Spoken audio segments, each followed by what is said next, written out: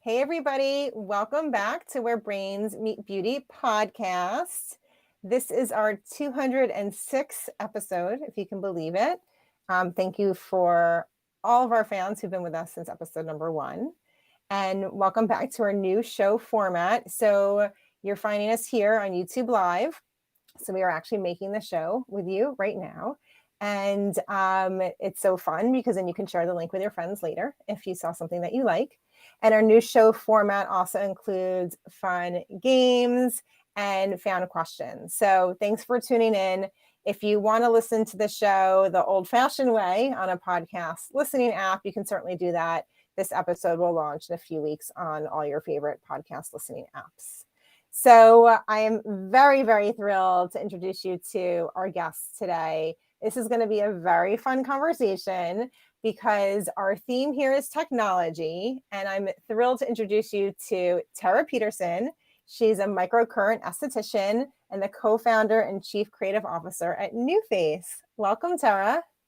Thank you. I'm so excited to be here. This is so fun. I love that it's different too, that you do it live. Like so smart. Well, live is the future of marketing, so why not be a part of it, and For have sure. fun with it. First, I want to say that I'm very inspired by your bold lip, and it's making me want to get back into bold lips, which I haven't been in for a while. This is like a cheater for me. So when I don't want to put like makeup on, I just put a bold lip on and it just makes you look put together. So I don't really have any makeup on, mascara and a little brow, and then like no foundation. So but I don't know, it makes you look a little bit more put together when you're like running a million miles an hour in the morning. I had a theme of a magenta lip, I guess this was pre-COVID. So I think I'm going to jump back in starting tomorrow. So thank you for the inspo. Of course, anytime. So, this show is a career journey podcast, and we're going to start with my favorite question, Tera. When you were like 11 years old, 12 years old, what do you want to be when you grow up? I remember this. I remember talking to my dad, and I wanted to be a waitress or a teacher. And he was like, "Oh, maybe you want to be a teacher." I was like, "Okay." And like that lasted, I don't know, a quick 5 seconds. But as I was growing up, I wanted to be a businesswoman. I wanted to work in a high rise. I wanted to wear a suit every day. I graduated from college in 2000, so it was still that era of like wearing suits, and like corporate America was cool. And so yeah, I did it for I think like 4 months, and I hated every second of it. So I left and haven't looked back.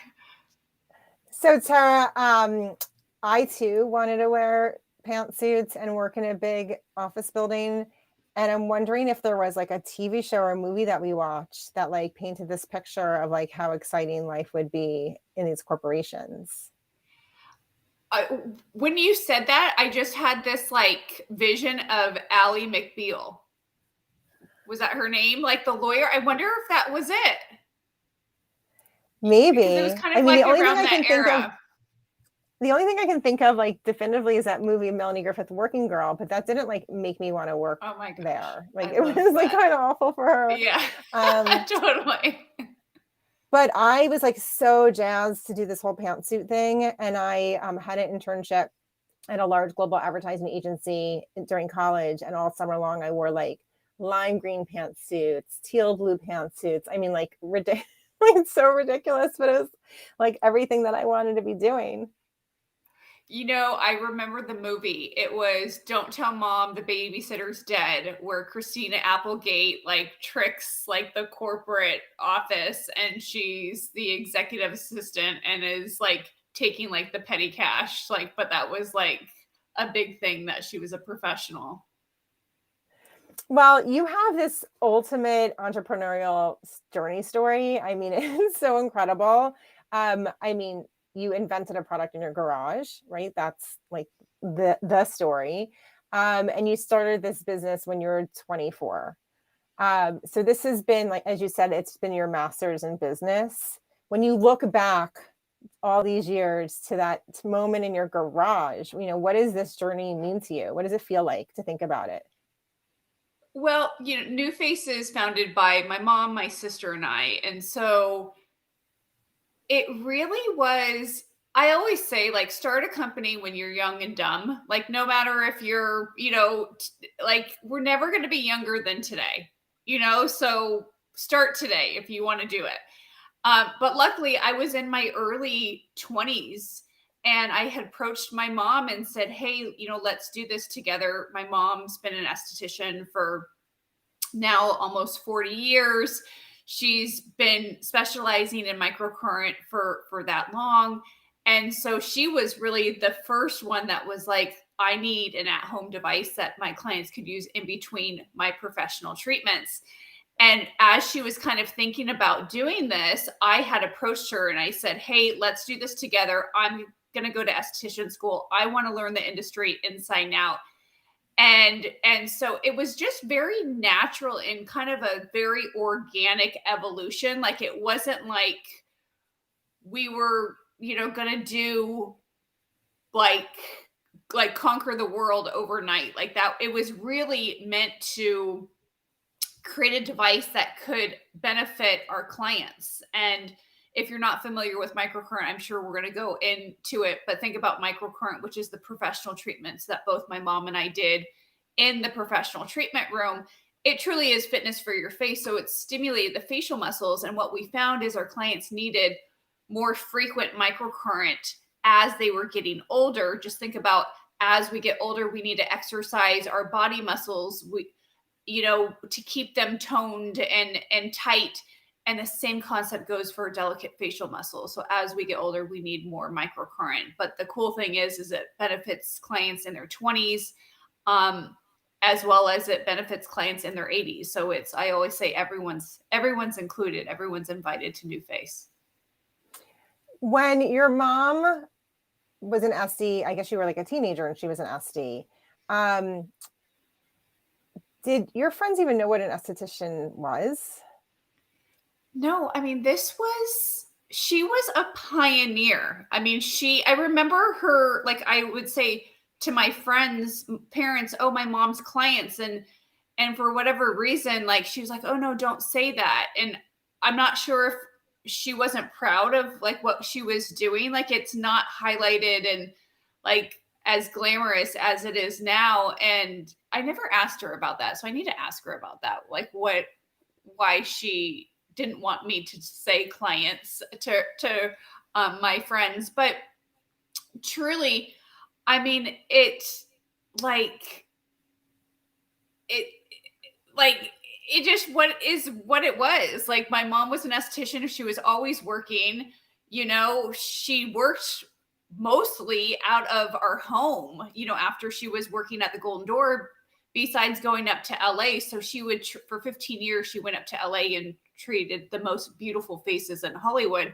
And so when she was home, she had a studio outside of our home. So she was always there, and it was just kind of part of a lifestyle that I didn't know any different. So, I mean, from her, telling me to put my SPF on, to having clients come over and they knew my whole entire life and they just kind of did their things in the room or the studio. And I don't know, it's just part of my life. I mean, when I was in elementary school, she would take me with her to the Paramount Studios or the Hollywood Hills, and we would go up to these big homes, and I would sit and watch her lift her clients' faces. And to me, that was like, oh my gosh, I'm going to work with my mom. This is so boring. But I always say, like, it planted so many seeds that I would have never even dreamt about, going back to my childhood. So I just feel so blessed that it has been part of my life. And I never aimed to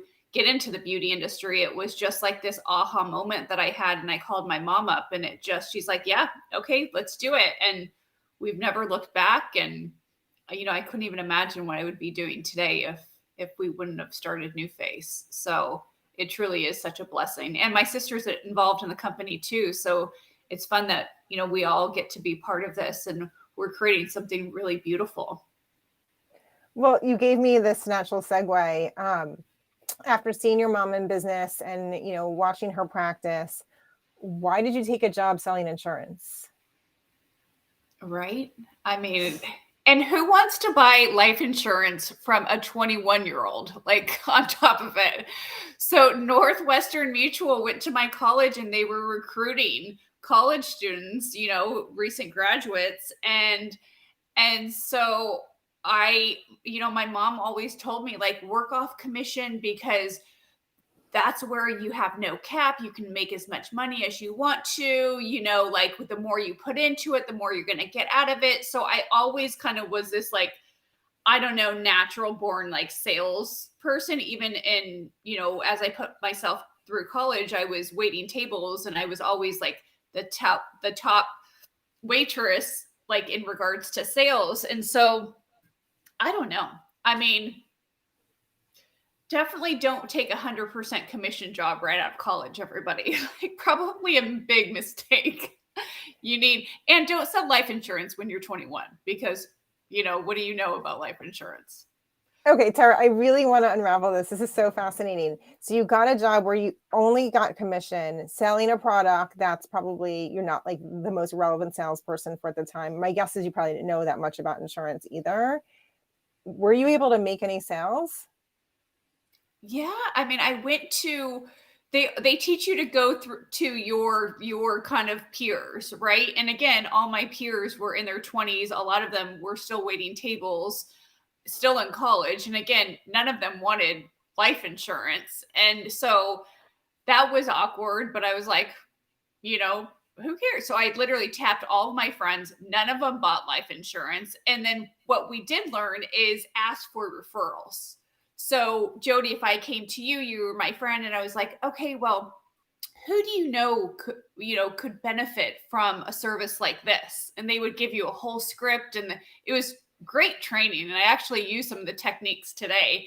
And then you would tell me 3 friends that would potentially like my services, and then I would call them up. And so, I mean, it is truly like I learned so many life lessons during that 4 months. And again, 3 months of it was actually training. So I would never take it back. And it just goes to show you, like, every stepping stone is such a learning experience along the way. And you can always apply those as you move forward. But yeah, I mean, I think I sold my mom some insurance. So I probably made like 3 sales. However, I was also, during this time, I was helping out one of the senior, like, partner agents. And he was like, Tara, he's like, I don't know what you do, but everyone that you call, like, makes an appointment with me. And he's like, I don't know what you're doing over the phone, but I've never seen the success rate. And so, I don't know. I think it was just kind of in me to be a little bit fearless. My mom always taught me, like, I can accomplish whatever I set my mind to. So, there wasn't a fear of failing ever in my mind, and especially in the early ages. So yeah, that really helped with building NuFACE. Well, you just gave me another segue, so thank you for doing my job for me. Of course. Because, okay, so you've had this job, 3 months of it are training, 1 month of it is selling to your mom.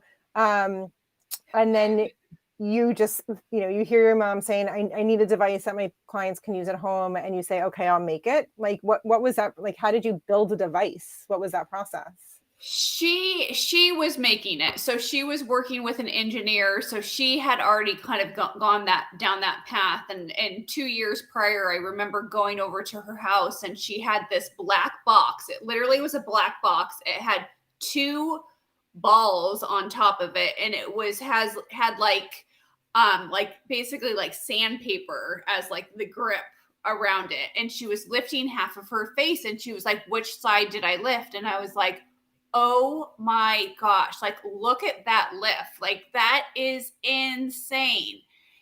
And so that's what started, like, all of this journey for us. And so she was working with an engineer who was, by the way, working out of his home, and the max amount of devices that he could make per month, Jody, per month, was 75 units. So needless to say, I was like, well, what am I going to do with this? 75 units is like one sale, you know? And so quickly I realized I have to find a bigger manufacturer. So that's when I took NuFACE and we redesigned it, we downsized it, and I took it to a proper contract manufacturer. And then ultimately met our current manufacturer who's been with us for 14 years now. So this, I had an amazing jump start. I mean, I think I always say like the hardest part of starting a company is just jumping off and actually doing it, And so like I was able to like jump off, but there was someone there to catch me, which was my mom, who had already kind of laid some of the most critical like foundations for me. But then we were able to perfect them together. And did your sister decide to join in at the same time?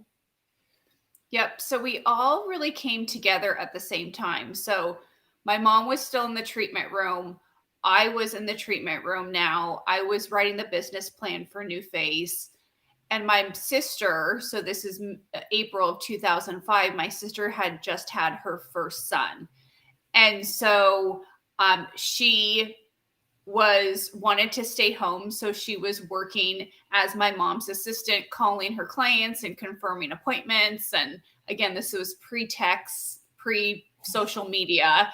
So we kind of, and it was this gradual just growth. So we, at that point, didn't even have NuFACE as you know it today. We had a big professional microcurrent machine, which we called the microdermal tone. And we sold those to different estheticians, including Renee Rouleau, who, if you're familiar with Renee, she's a celebrity esthetician based out of Austin, and she comes out to LA often. So she was one of our top estheticians that was using our big professional microcurrent machine. And then in 2005 launched our first device. So it definitely was a gradual process. So it wasn't overnight that we had launched NuFACE. So there's been a couple different phases of NuFACE, including the first name of our company was Skin Star Inc. And people thought we were in a different type of business. So we decided to change it.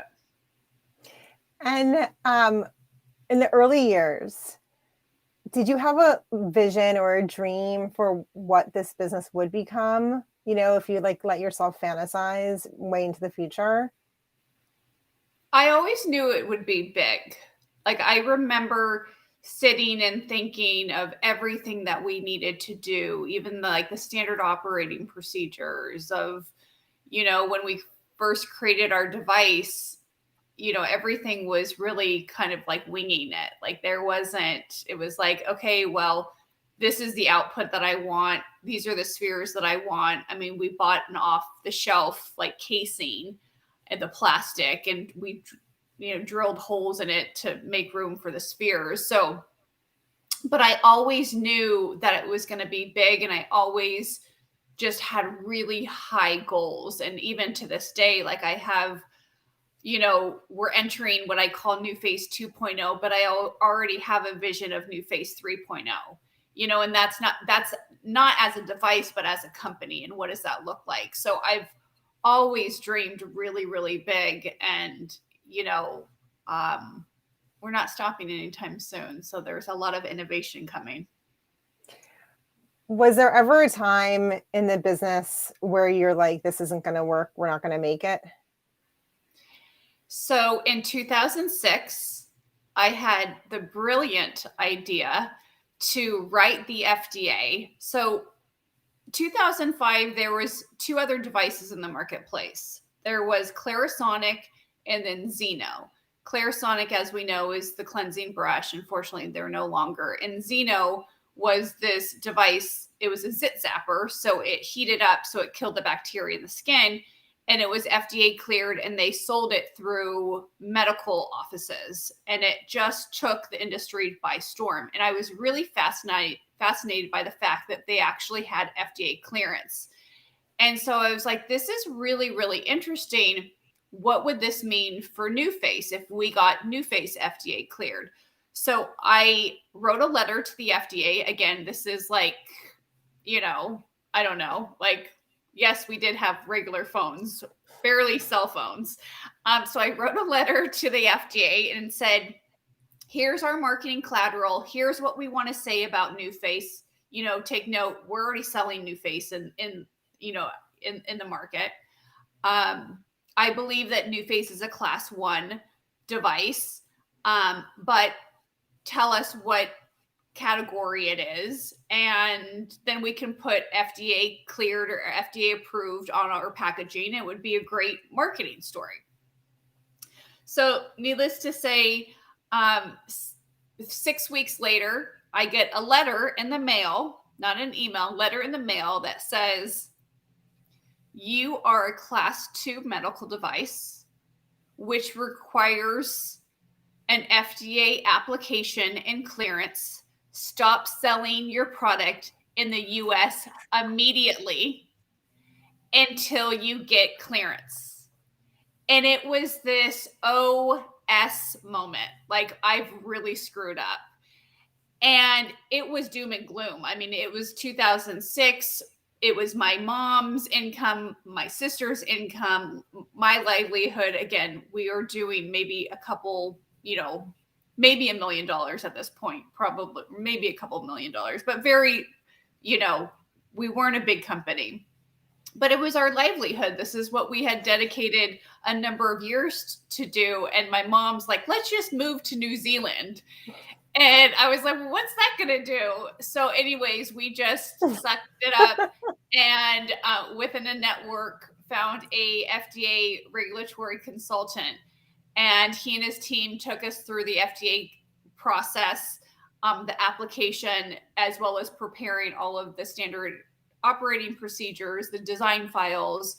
And so 6 months later, it actually in 2017, we received our letter saying NuFACE is FDA cleared, and you can again start selling NuFACE in the US, which was a huge win for us. And it made NuFACE the first and only handheld device FDA cleared for facial stimulation. So we were truly one of the pioneers. But that was a moment that I was like, probably not the best decision, but in hindsight, it was the best decision that we've ever made. You've talked to me about this entrepreneurial journey being one of not just business growth, but personal growth. And you talked to me about learning how to manage emotions. And this is something that I've spent a lot of time thinking about and learning about for myself. I think my entrepreneurial journey is like the best gift in figuring out who I am, like who I am as a whole person. Yeah. So I'd love to hear your perspective on what you've learned around managing emotions, why it was important for you, what those opportunities to learn were, and what you did to learn them. Yeah. So building your own company, of course, has a lot of highs and a lot of lows, right? And so what I learned is to really manage my emotions and really to operate like pretty like even keel, like the highs don't get too high, the lows don't get too low. When the highs, it's like, yes, great. And then I always kind of go into tactical mode of like, okay, we just, got into Sephora doors. Now, like, we need to sustain the excitement, sustain the sales. And like, so it's like, I don't so much celebrate in the moment, which is something that I'm working on. But also the lows don't get so low. I go into like fixing mode. Like, okay, I can't stress out about it. I need to focus on solutions. And so for better or for worse, it really is, you try to manage your emotions because there is a lot of highs. There are a lot of lows. And I feel like when it's in my control, I can manage my emotions. When it's out of my control, that's where like the stress really like takes hold. And that's where I start like, meditating. I start doing yoga more, getting acupuncture, like really focus on breathing. Because that's when it's like, if I'm in control, like I can manage that stress, but if it's out of my control, then it really definitely takes more of a hold. And I have to figure out some more, other holistic aspects to like manage that well-being. But yeah, Well, the words of wisdom there is definitely try to manage the highs and lows and try to be as even keel as you can. I actually, I feel like we could be in like a support group with each other. Hearing you talk, it's like what I live through. My biggest challenge is that I wouldn't celebrate the wins. I just like zoom through them, right? Like, okay, that great news happened. Okay, blah, blah, blah, blah. And what my body was doing, because I used to live mostly in self-doubt, is just like hang into those holes and those bad spots and like not get out of them when I had bad news. So I want to tell you my technique. I have all these bells in my office, like a lot of bells, and I ring a bell for anything good that happens. It could be, someone on my team sending a great email that was hard to write, or, getting new business, or, anything. So I have a bell too. We're like soul sisters. I have a bell too. And I do it for employees. And so actually what I want to do is write everybody's name on a bell, and so like when people, how they do snaps, like ours is ringing a bell. I do snaps sometimes too when I don't have a bell. And that's, I think, was like a sorority thing, right? Instead of copying, you snaps. Did you ever do that? I was in a sorority for like, I don't know, maybe a month. So I needed to teach my body that great things happen every day. And that was the counterweight to the garbagey stuff that would happen with frequency. And maybe that's how my body kind of gets to a more even place, because I am celebrating the highs, I'm acknowledging the lows, but I'm celebrating so many highs, big and small, that the bad stuff doesn't hurt as much. Yeah. Well, and I feel like just even focusing, like your mindset, it's like so easy to focus on the negative of like problem solving and why is this happening and what do we need to do? And, perfectly like right before I jump on the call, and why I was a couple minutes late is because I was dealing with something and I was like, what is going on here? But then it's like, we have to like really like snap ourselves out of that and focus on the positive, and then just feed that energy, because that energy is what it's going to get us to the next level. It's going to get us what's, like we're going to focus on the exciting things rather than dwelling into this kind of like this negative frequency that's ultimately would just pull us down. So you have to kind of check yourself. Serve us. Like learning from mistakes, learning from problems serves us, but staying in that spot for too long doesn't help us get to our goals. No, for sure. Okay, I need to switch gears because I only have time for one more question for you before we move into our snack break game. And this is a topic that's really like fascinating to me. I feel like my growing my business has been a very, very seductive. Like once like in my business, I got like a taste for like reaching a goal, then I wanted more and more, like my relationship with sugar. So I'm curious, in building this business, like, do you find it seductive, and how can that be sometimes good or sometimes challenging? It's so funny that you describe it as seductive, because I totally get what you're saying. It's kind of this game, if you will. Like for instance, like I love the sales aspect of NuFACE. Like I've always, like getting a big account and they're placing a big order, like I just got an order for, $500,000. And it's like, that's a lot of money. Like that's a lot of money. And so it's kind of like, how big is big, So, and there is this addictive aspect to sales. And I think that that's why they say sales is like, those people are like another breed, because they like really feed off of it. And it's like, it truly is this high that you like yearn for. So I completely get what you're saying. And I agree, like it's completely seductive. And I'm sure it has to do with like some brain functions of what like the sales process and that winning does to you. I'm sure there's like a correlation to like even like sex, like that like euphoric feeling. Well, okay, we're going to have to transition out of this recording, but before we do, I want to hear about your favorite snack. I actually have a bowl, it was a bowl of pretzels that I had just eaten before our show. Very salty, skinny pretzels. Do you have a favorite snack? Oh my gosh. I love sweets, and I'm trying to be really like so much better at not eating sweets. But I really like apples and cottage cheese together with cinnamon as like it can be a meal too, but sometimes I like it just as a snack. But I'll take anything. I love pretzels. I mean, I love chips. Like I'm a big foodie, so I will put anything in front of me and I'll eat it. Tara, Which I is think we of were course your meant to problem. meet each other. There's not a lot of people who like cottage cheese in this world, and I do like cottage cheese, but I do not meet people often who like cottage cheese. Have you had it with apples and cinnamon? No, but the whole cinnamon cottage cheese thing, I totally get. I imagine it's Just incredible.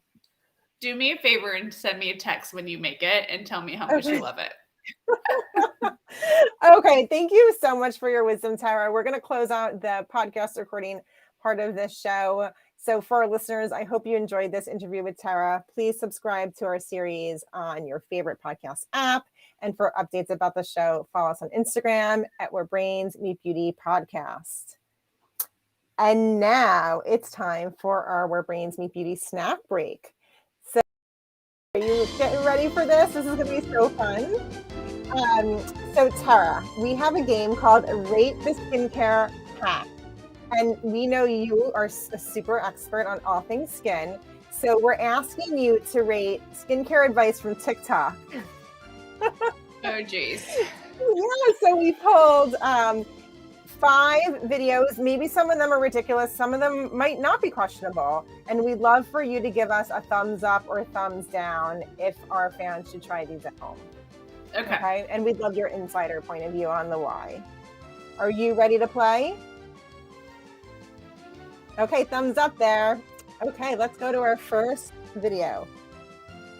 Yep.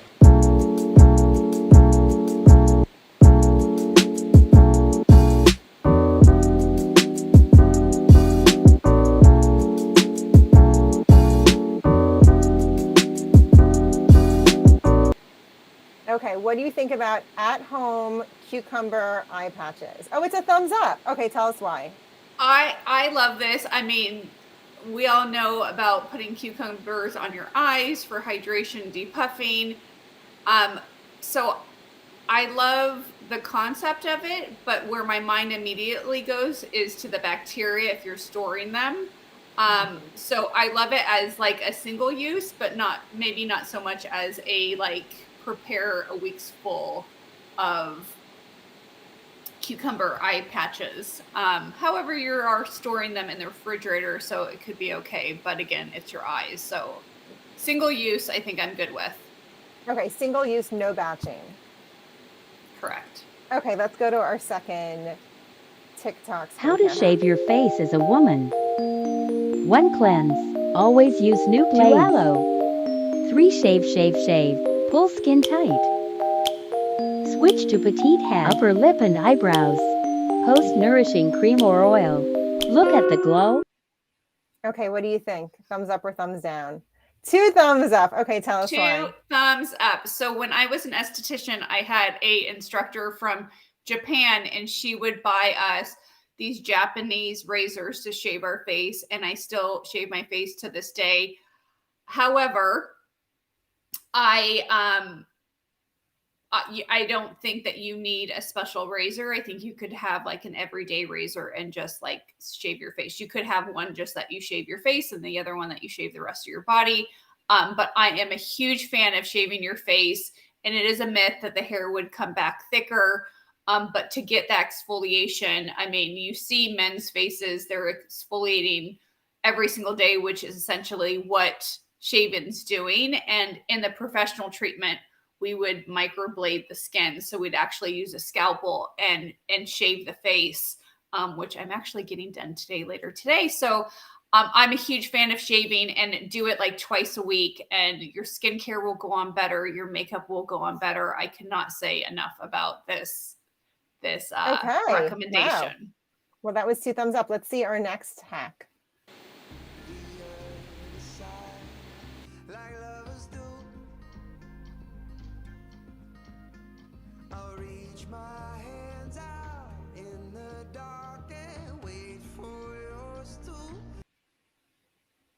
Okay, what do you think about? Another thumbs thumbs up. I mean, getting, cold water on your face or ice on your face is great for depuffing the face. So especially in the morning, if you get puffy, and it also closes up your pores. So it's a great way to depuff and also increase circulation. So a big fan of icing the face. Okay, let's go to our next video. Here's the coolest trick I've ever learned from Dr. Dennis Gross on how to know which ingredient to use under your eyes to help with dark circles. What you're going to do is going to look a little freaky.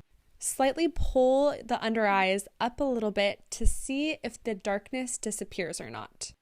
If it does, that means your skin is thin and the purple veins are showing through, so you want something to help with building collagen like vitamin C. If the color stays, that means your skin is discolored and you want an ingredient like retinol to help resurface and brighten the skin. Ugh. No. And the only reason is that tissue is so delicate. I don't want you pulling at your skin. I mean, I have twin girls and they'll pull their like eyelids down and I'm like, do not touch your eyes. Don't pull on your face. So no, I mean, I love what he's like, love him and what he's promoting of, hey, like the difference types of products you need for dark circles, but I don't want you pinching that delicate skin. Especially, I mean, it can cause damage. And if you pinch it too hard, I mean, it could truly damage the tissue. So no pinching the under eye. Okay, that's our first official thumbs down. Now let's go to our last video. How do you know if someone has a lot of collagen in their skin? When I pinch your skin, it moves immediately back, but you see it doesn't snap and doesn't go flat. Yeah. It folds back to its place. That just shows you that you have enough of a support cushion underneath. And you also, the way you see it, the way that it bounces. Yeah. See, it doesn't keep jiggling. It's firm. It's like the perfect consistency of Jell-O. Yeah, Right? it's Jell-O. Yeah, it's Jell-O. So that's a perfect sign that you have a beautiful level of collagen within the skin. And so what's the hack? Just kind of pinching the skin and making sure that you have enough collagen. I mean, yes, I guess, like, but will you buy more collagen producing products? Like, yes, but you could probably see from the face that you're losing volume. And let's face it, we start losing collagen production in our 20s. So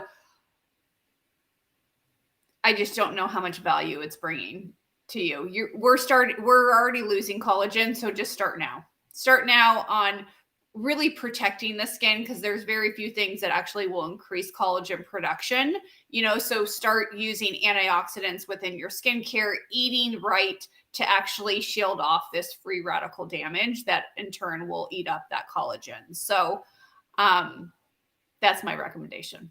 Okay, well, is it that a thumbs up or a thumbs down then on that video? Thumbs down. Okay, this was like one of my most fun games ever. Thank you so much for playing along. These are good ones. And cue the confetti. I want to let you know that we have some fans who love comments. Some of your friends and mine, Daisy, Nzinga, Rakaya, and Molly. Thank you for your comments. And now we get to move to our final stage of our show today, which is fan questions that we collected from fans on Instagram. We might only have time to get one or two of them in. So let me give you the first question. This one asks, what are the benefits of being able to use a microcurrent device at home? So think about microcurrent as fitness for your face. So microcurrent technically is a low level current, just like the name implies, micro and then current. So it's a low level electrical current that goes in and stimulates the facial muscles. Again, that's the fitness for your face. It also in turn will increase cellular activity like ATP, which in turn can increase collagen and elastin. And so what it does aesthetically for you is it's going to lift and tone the face. It's going to contour the jawline. It's going to pop the cheekbones. It's going to lift the eyebrows. It's going to increase circulation so it reduces lines and wrinkles. And so it's a great preventative treatment for our clients in their 20s and 30s. And then it's also a great corrective treatment for those of us in our 40s, 50s, 60s, and above. So big believer of microcurrent in every skincare routine, no matter where you are in the process. Okay, Tara, the last question for the day. You can't choose the device as the answer to this one. So if there's one, Okay. if there's one, how about we say topical skincare product you can't live without? What is it? Right now which I love, is the P50, the Biolerish Recherche, the P50. When I use it, my skin is glowing. I also see like a difference in my 11s and just in forehead, just glowing skin. So I'm obsessed with that. Okay, I'm going to ring the bell for you pronouncing the name of that business. Wait, it's a tough one. The only reason why I know how to pronounce it is because I'm really good friends with their GM, and I've done a number of lives. And my first live, I literally was in bed, like practicing it. And my husband's like, "What are you doing?" I was like, "I need to learn," and I don't speak French. And so anyways, yes. Thank you. Well, she's been on our show, as has your new CEO, Jessica Hansen. So she was a guest many years ago as well. So I love this coming full circle. Yeah. I mean, you've got some good gals on this show, Jody. So bravo to you and everything that you've created. Thank you. Well, thank you for being here. And I also want to say thank you to the people on my team behind the scenes who make this show happen. So that is Molly, our social media coordinator, Esperanza, our producer, Kiwi, our director, and Nico, our sound engineer. And our last piece of housekeeping before we close out is that we're now booking guests for our Q4 theme of health. So listeners, please message me on Instagram at Where Brains Meet Beauty Podcast, or on LinkedIn at Jody Katz with your guest suggestions. So the theme of health. You can also email us at production@basebeauty.com. Thank you, everybody.